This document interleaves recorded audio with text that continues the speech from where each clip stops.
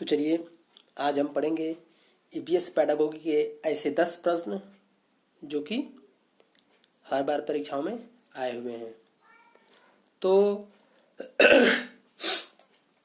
तो ऐसा है कि देखिए, हम सिर्फ 10 क्वेश्चन को इसमें हल करेंगे जो कि बहुत ही आसान ट्रिक के माध्यम से होगा। ट्रिक इसमें बहुत कुछ नहीं है, ज़्यादा कुछ हमको इसमें ट्रिक में नहीं लगाना है। सिर्फ ये देखना है कि यदि जो क्वेश्चन इसमें पूछ रहा है, चाहे ए हो, चाहे ये या ये, या चाहे इसमें कोई भी ए टू जेड कोई भी क्वेश्चन पूछ रहा है, अगर वो नहीं में पूछ रहा है तो 3 क्वेश्चन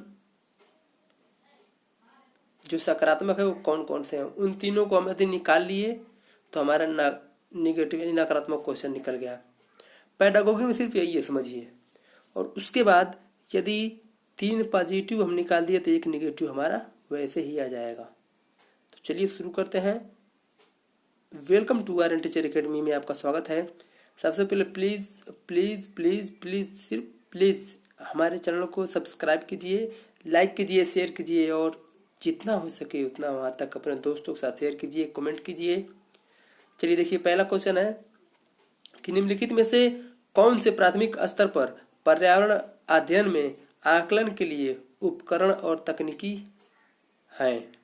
ए ऑप्शन जो दिया है परियोजना कार्य, बी क्षेत्र भ्रमण, सी जर्नल लिखना और डी विचारण मानचित्रण। अब इसमें दिया है ए ऑप्शन में केवल ए यानी केवल बी और सी, बी में दिया है केवल डी, सी में दिया है ए बी सी डी और डी में दिया है केवल ए और बी।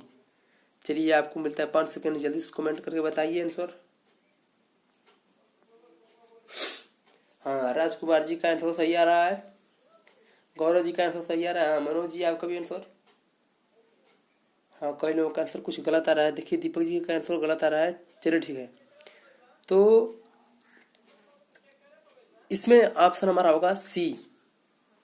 इसमें हमारा सही ऑप्शन होगा सी, ऑप्शन हमारा सही होगा। क्यों होगा देखिए कि प्राथमिक स्तर पर पर्यावरण अध्ययन में आकलन के लिए उपकरण निम्नलिखित हैं। जैसे ए, जैसे पहला कार्य कह सकते हैं परियोजना कार्य, दूसरा क्षेत्र भ्रमण, तीसरा जर्नल लिखना और चौथा विचार मानचित्रण। चलिए इसके पहले अब ये खत्म हुआ, आप चलते हैं अगले प्रश्न की तरफ। तो ये हमारे स्क्रीन पे अगला प्रश्न है।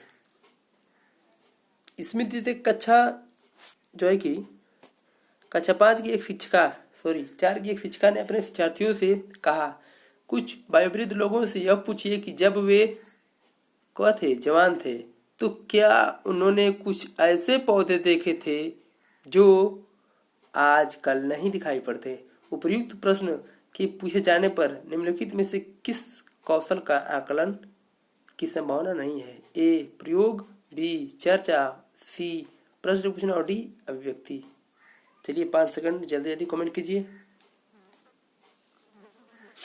हाँ सुमन जी पहली बार लाइव आई हूँ, ठीक है, चलिए धन्यवाद। चलिए मनीष जी, हाँ आपका भी आंसर सही है। पूजा आपका भी आंसर सही, दीपक आपका भी, संदीप आपका भी सही, प्रदीप जी आपका भी आंसर सही है। आइए हम बताते हैं आपको, इसमें से ऑप्शन नंबर हमारा जो है कि ये सही होगा। क्यों कि मान लीजिए कि जब विद्यार्थी किसी वयोवृद्ध व्यक्ति से, मतलब जो वयोवृद्ध व्यक्ति है, ऐसे व्यक्ति से पौधे के बारे में जब हम पूछेंगे जो आजकल नहीं दिखाई पड़ता है, तो ऐसे प्रश्न पूछे जाने पर विद्यार्थी के चर्चा, अभिव्यक्ति एवं प्रश्न पूछने के कौशल का क्या है कि आकलन की संभावना है, किंतु प्रयोग कौशल का आकलन संभावना नहीं है, क्योंकि जिन पौधे के बारे में पूछा गया है अब वे दिखाई नहीं दे रहे हैं। ठीक है,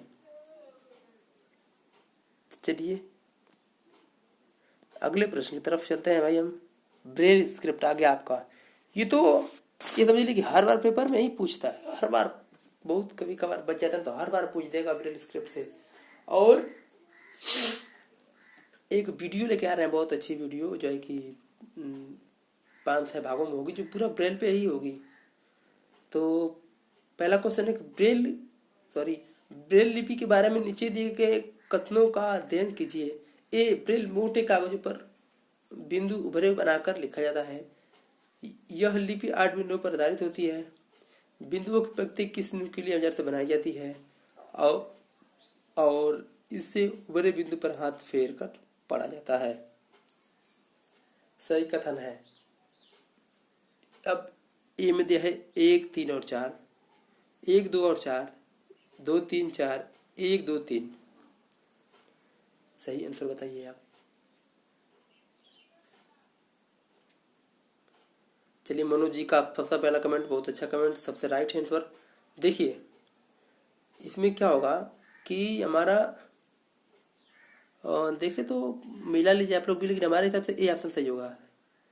कौन सा सही होगा? ए ऑप्शन हमारा सही होगा। क्यों कि देखिए क्यों सही होगा बता रहे हैं।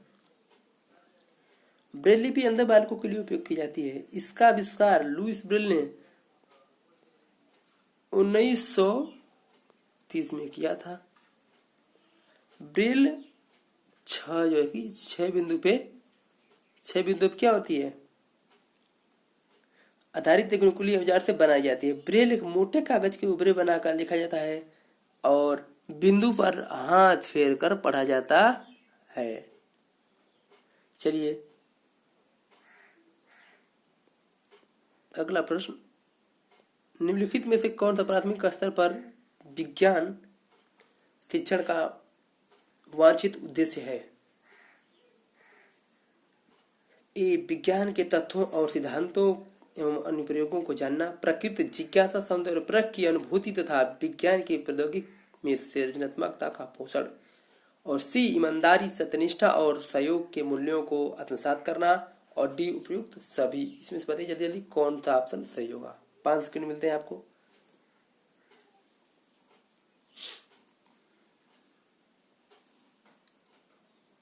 चलिए दीपक जी का आंसर बहुत सही है। फास्ट कीजिए थोड़ा सा भाई, कितना समय दें। चलिए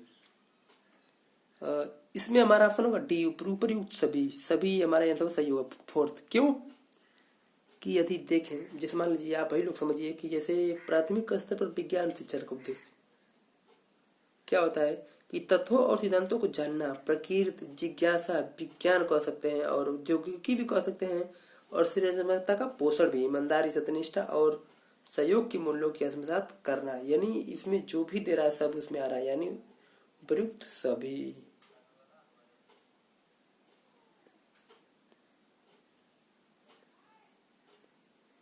कक्षा 5 के शिक्षार्थियों को यदि यह समाप्त हो जाए, क्या कह रहा देखिए, कक्षा 5 के विद्यार्थियों को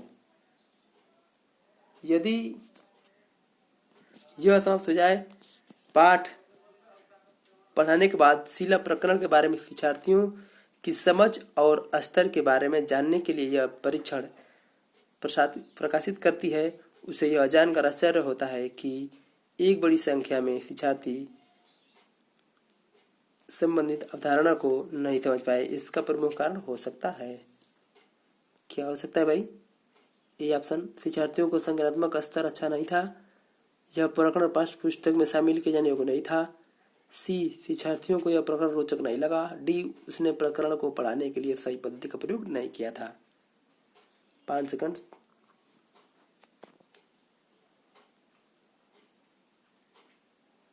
चलिए इसमें ऑप्शन सही होगा हमारा डी। क्यों डी सही हो रहा है? कक्षा 5 के जो है कि शिक्षार्थियों को यदि हम समाप्त हो जाए पाठ पढ़ाने पर शिला प्रकरण के बारे में शिक्षार्थियों को जो है कि समझा तो रही है, लेकिन उसके पढ़ाने का समझाने का जो पद्धति था वो उसका सही प्रयोग नहीं की थी, सही प्रयोग नहीं हुआ था, ये कह सकते हैं आप। यदि 1 महीने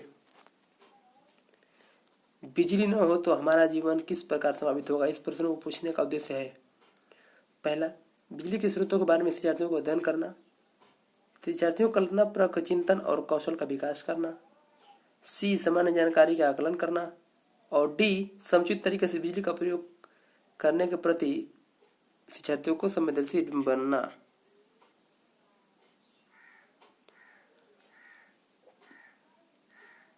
चलिए आपका समय समाप्त हुआ। इसमें देखिए बी ऑप्शन हमारा सही होगा, क्योंकि यदि 1 महीने बिजली न आए तो हमारा जीवन किस प्रकार प्रभावित होगा?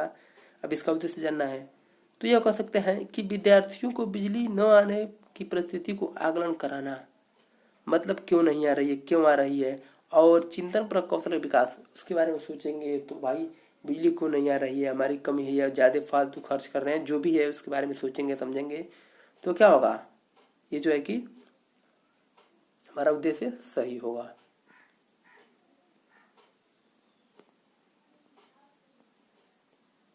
कक्षा 5 की ईवीएस की पाठ्य पुस्तक के किसी पाठ के अंत में सोचिए और चर्चा कीजिए। भाग में नीचे दिए गया कथन लिखा है, यदि आपके गांव में अथवा शहर में एक सप्ताह तक पेट्रोल या डीजल न हो तो क्या होगा। यार छात्रों को तेल के न्याय संगत उपयोग के बारे में संवेदनशील बनाना, छात्रों को पेट्रोल और डीजल के बारे में स्रोत के बारे में आकलन, वास्तविक जीवन की चिंताओं को समझने हेतु कल्पना और सोचने विचारने कुशलता को बढ़ावा देने, पेट्रोल और डीजल की कमी के बारे में जागृति उत्पन्न करना। चलिए बताइए इनमें से कौन सा ऑप्शन, इन चारों में से ऑप्शन हमारा सही होगा। आपको मिलते हैं 5 सेकंड। देखिए सबसे बड़ा धमाका सरोज जी का जो है सबसे पहले आंसर आया है, दीपक जी का सबसे पहले आंसर, ब्रिज जी का सबसे पहले आंसर, प्रमोद जी का सबसे पहले आंसर, धन्यवाद धन्यवाद। हाँ देखिए जयराम यादव जी का भी आंसर सही आया। चलिए ठीक है, बता देते हैं भाई, बता देते हैं। चलिए इसमें आंसर हमारा सी सही होगा। वास्तविक जीवन यदि कहीं भी वास्तविक जीवन आ गया समझिए वो आंसर सही होगा। क्यों? क्योंकि वास्तविक जीवन से जो है कि हम चिंताओं को समझ कल्पना करना, तुलना करना, या जो भी है कि कुशलता को बढ़ावा देना, ये जो है कि सबसे उचित होगा। ठीक है, चलिए कक्षा 5 का समीर अक्सर समय पर जो है कि पर्यावरण अध्ययन की शिक्षिका के पास जो है कि तत्कार्य जमा नहीं करता। इसे निपटने के लिए सर्वोत्तम सुधारात्मक उपाय हो सकता है उसको खेल को जाने से रोकना, अनियमितता पता करने का परामर्श देना, उनके अनियमितता के अभिभावकों को देना और इसके कारण पता सूचित करना। देखिए ये तो होगा नहीं, सूचित हम कर नहीं सकते, और अभिभावकों को नोट लिखना ये नहीं हो सकता है, खेल कूद में जाने से रोकना ये भी नहीं। लेकिन यदि देखें तो हमारा बी ऑप्शन बिल्कुल राइट होगा। क्यों राइट होगा बता रहे हैं कि वो क्यों नहीं आ रहा है उसका पता कीजिए, मतलब लड़का क्यों नहीं जो है कि दत्त का जमा कर रहा है या समय से नहीं, कोई भी काम सुचारू रूप से नहीं कर रहा है तो उसका पता कीजिए, कारण पता कीजिए और उसको परामर्श दीजिए कि समीर बाबू तुम ऐसे करो तुम्हारा काम इतना बन जाएगा, ऐसे करो इतना काम तुम्हारा सही होगा। यानी हमारा इसमें से बी ऑप्शन सही होगा।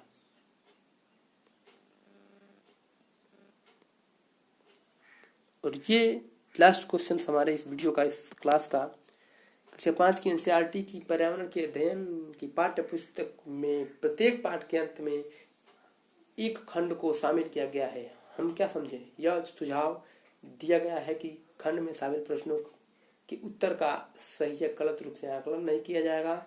यह परिवर्तन इसलिए किया गया है क्योंकि यह आकलन में विषय निष्ठा को कम करता है, पहला ऑप्शन। और दूसरा, इस स्तर पर सभी बच्चे, यानी इस स्तर पर बच्चे सही उत्तर नहीं लिख सकते। और तीसरा है, यह आकलन में शिक्षकों की सुविधा बढ़ाता है। और डी में, यह जानने में शिक्षक की सहायता करता है कि बच्चे कैसे सीख रहे हैं। इसके पहले प्लीज़ हमारे चैनल को सब्सक्राइब कीजिए, लाइक कीजिए, शेयर कीजिए, कमेंट कीजिए। यार प्लीज़ सब्सक्राइब करने में क्या है, एक बार आप सब्सक्राइब पे क्लिक कीजिए और बेल आइकन को दबा दीजिए, बस आपका पैसा लगा ना खर्च जो है कुछ भी। और इसी जो है कि वीडियो आप सबसे पहले पाते रहेंगे।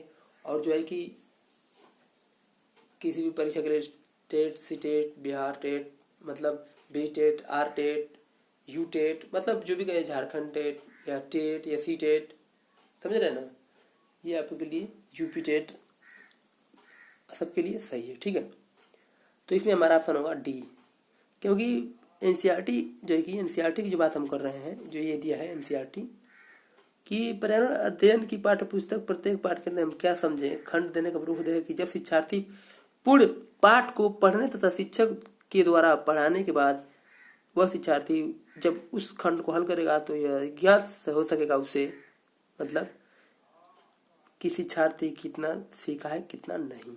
ठीक है, तो वीडियो समाप्त हुआ। और प्लीज़ प्लीज़ प्लीज़ भाई हमारे चैनल को सब्सक्राइब करना यार।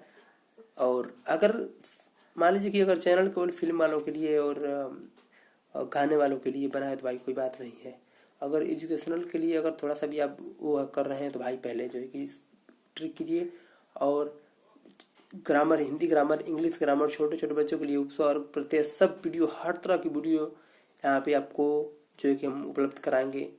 और ट्रिक के माध्यम से और डेली भी और ऐसा हम लोग पढ़ेंगे। केवल हमको रटना नहीं है, केवल कंठस्थ नहीं करना है, हमको हमेशा होल टाइम पूरा लर्न करना है।